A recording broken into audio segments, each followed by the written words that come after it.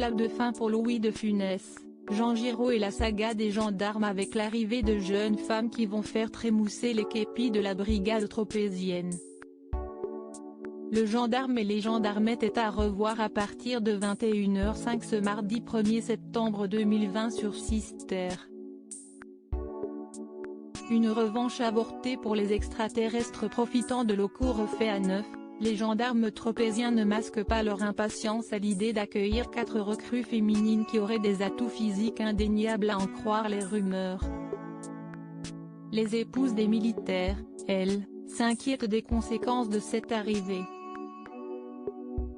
Mais une affaire bien plus importante se dresse devant le maréchal des logis chef Ludovic Cruchot et l'adjudant Jérôme Gerbet quand chacune des jeunes femmes est enlevée par un spécialiste de l'espionnage.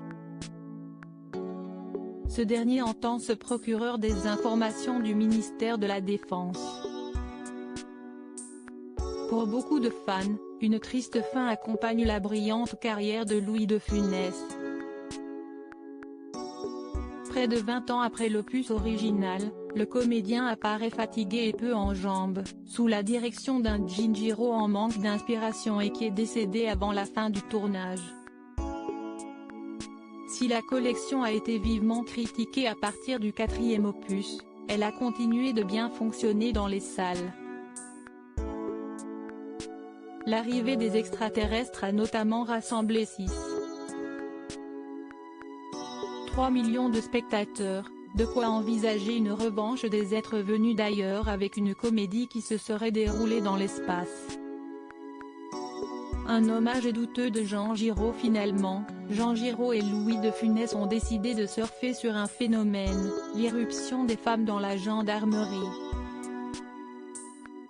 En 1982, 10 ans après une loi permettant la présence féminine dans la gendarmerie, les femmes sont enfin autorisées à investir le terrain et remplir des missions jusque-là dévolues aux hommes.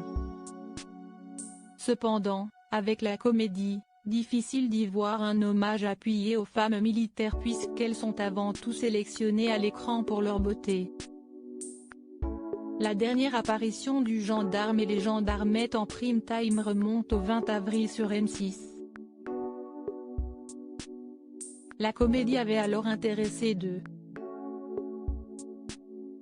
79 millions d'irréductibles, correspondant à une part de marché s'élevant à 17%.